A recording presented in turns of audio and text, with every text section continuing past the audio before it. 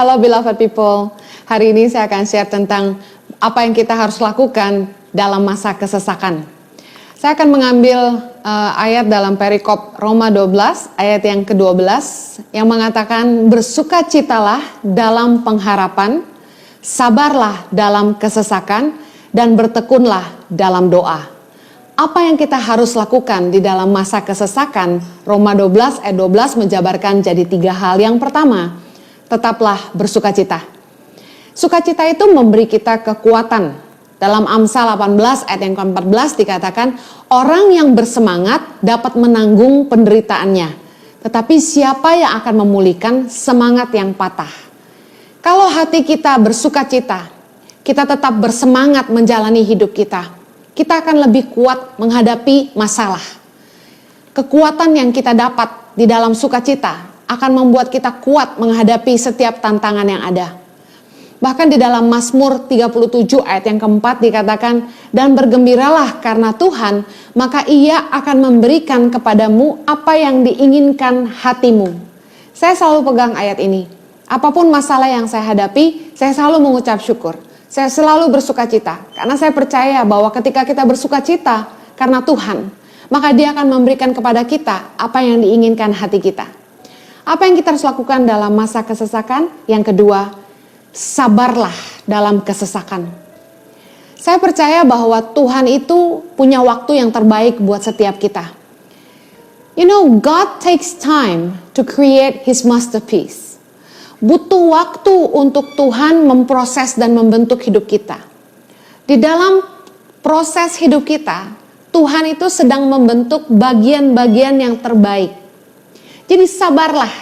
Saya percaya bahwa di dalam proses hidup itu ada hal-hal baik yang Tuhan sedang kerjakan di dalam hidup kita yang kita nggak pernah sadari sebelumnya.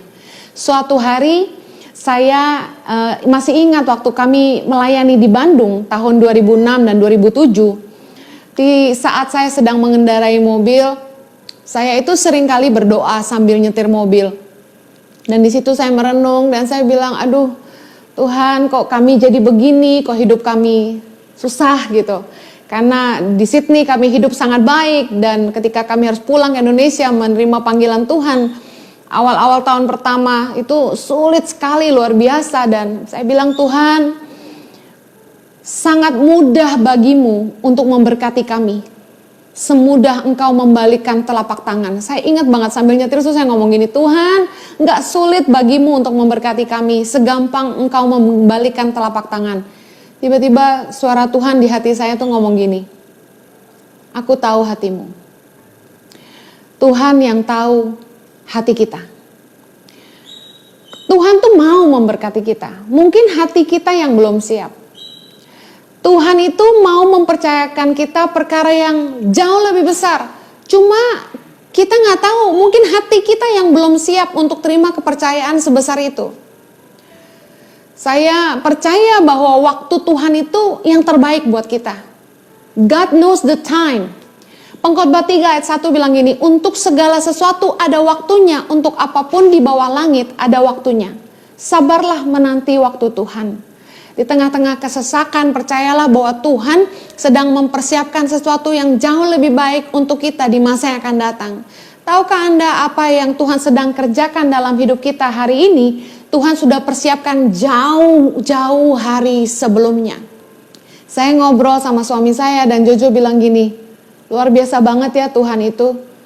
Jauh-jauh hari sebelum ada hari ini, Tuhan itu udah mempersiapkan kamu untuk punya channel YouTube yang ditonton banyak orang sehingga kita hari ini gak bisa pelayanan kemana-mana, kita gak bisa cari dana buat tangan pengharapan. Tuhan sudah siapkan hari ini supaya kita punya pelayanan online.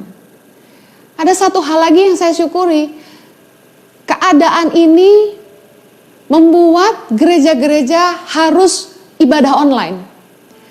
Coba dibayangkan kalau tidak karena kejadian hari-hari ini, lalu saya tiba-tiba memulai pelayanan online. Karena ini saya sudah bicara sama Jojo, tahun 2019 saya sudah ngomong sama suami saya mau berhenti khotbah keliling, saya mau bikin pelayanan online aja.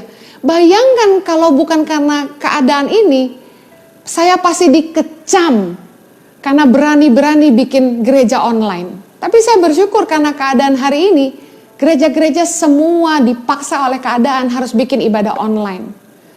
Sabarlah dalam kesesakan, karena Tuhan tahu waktu yang terbaik untuk kita. Yang terakhir, apa yang kita harus lakukan dalam masa kesesakan? Bertekunlah dalam doa. Datanglah kepada sumber hikmat kita. Kolose 2 ayat yang ketiga bilang gini, sebab di dalam Dialah tersembunyi segala harta, hikmat, dan pengetahuan. Setiap kali saya mentok, saya nggak tahu apa yang saya harus lakukan, bahkan untuk apapun yang saya mau kerjakan, saya selalu datang sama Tuhan. Karena saya percaya Dialah sumber hikmat kita. Ketika kita bertekun dalam doa, kita belajar mengandalkan Tuhan. Karena banyak hal yang Tuhan bisa kerjakan jauh melampaui apa yang bisa kita pikirkan dan jauh melampaui kemampuan kita sebagai manusia. Jauh melampaui doa-doa kita. 1 Korintus 2 ayat yang kelima bilang, supaya iman kamu jangan bergantung pada hikmat manusia, tetapi pada kekuatan Allah. Tahukah Anda, Tuhan yang kita sembah itu sanggup mengerjakan jauh lebih besar dari apa yang kita sanggup pikirkan maupun doakan. Bertekunlah terus di dalam doa, andalkanlah Tuhan, datanglah kepada sumber hikmat kita yang pasti akan memberi kita jalan keluar.